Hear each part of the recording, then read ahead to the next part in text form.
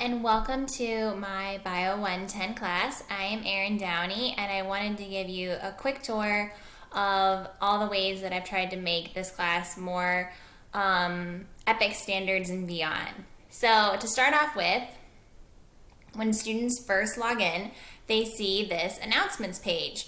And this alerts them to the most pressing items that are due when they join the class. And so one of the first things that's recommended is to head to the Getting Started link. In here, it breaks down what each of the side tabs are for. But what I really like to do is highlight my syllabus tour. So this is a video of me going through my syllabus and pointing out which items are the most important and the most frequently asked questions from students.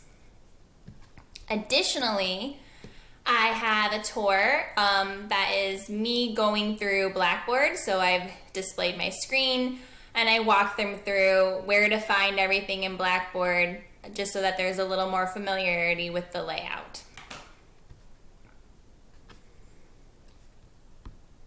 In the Faculty Information tab, I have my contact information and my preferred method of contact, but additionally I have another video introducing myself, just so that I can start to build more of that personal rapport with my students.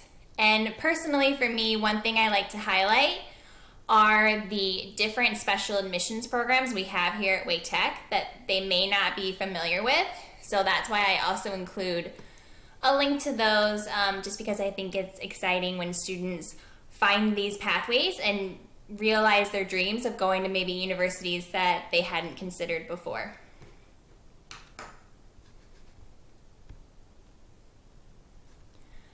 So the Lessons tab is where they spend the majority of their time. So it is broken down into two folders. With biology, we have a lecture component and a lab component. And I have descriptions put in that kind of give them an idea of what they will find in these two perspective folders. Starting with lecture, up at the top, I just have a general reminder of sort of how the class flows, and it's set up week by week. And this matches a schedule that is in our syllabus. And so week one is a little bit special, but for the most part, I have it laid out where the content is displayed in the exact same way, so to create sort of that habit and that recognition of seeing things. So the student learning outcomes are listed at the top, and there's a task list so that they know exactly what to do for the week. With our very first week, I have an icebreaker collaboration tab, and it's a forum where they get to watch a video on Angela Duckworth's research on grit, and then they tell me their passion, and they also tell me how they will persevere if they find themselves struggling with this class. So it's a great way to get to know people by knowing their passions, but it also helps them to start planning how they might intervene if they're not doing as well as they would like. So that's kind of an unusual thing. That's just for the first week. But after the task list, there's a PowerPoint. And then there are YouTube videos of me going through the PowerPoint. And these are broken down into smaller chunks so that if a student only has maybe 15 minutes, they can hop in and watch some of the videos, even if they can't finish all of them. And these videos are me going through the PowerPoints, giving it more of that seated style class feeling. And then there's always an assignment, and the assignments are due on the same day every week, again, to create that habit of giving into consistent work. And at the bottom, I like to include opportunities for active learning. So these are things that are brought up in the PowerPoints, and then I go over in the YouTube videos. This is an example of one down here. It is where they are actually going to do jumping jacks to get their heart rate up.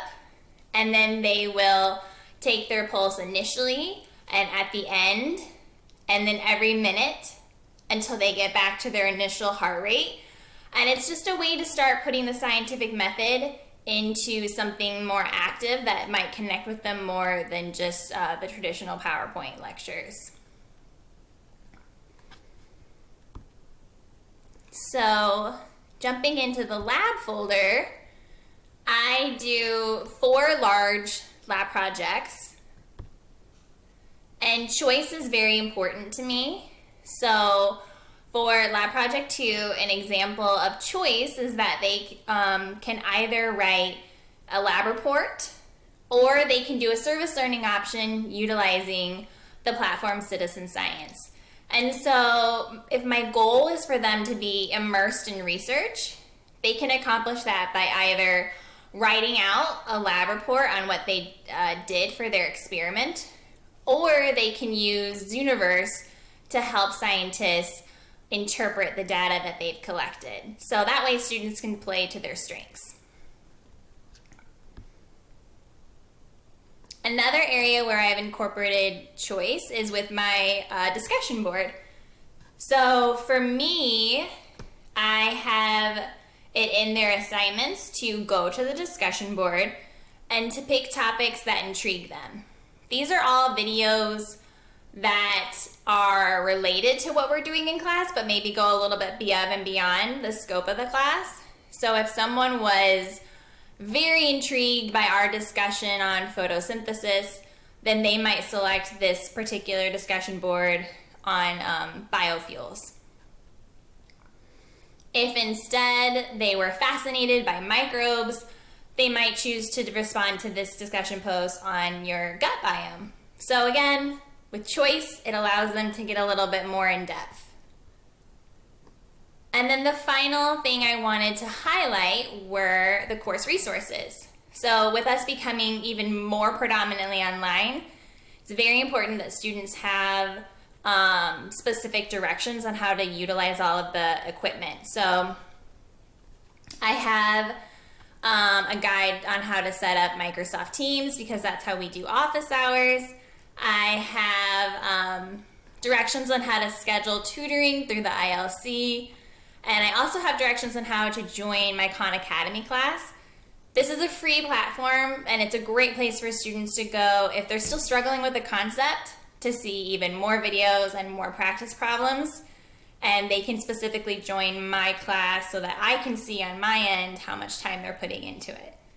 So this is my Epic Master Certified class, and I hope you enjoyed all of the hard work that went into it. Thank you.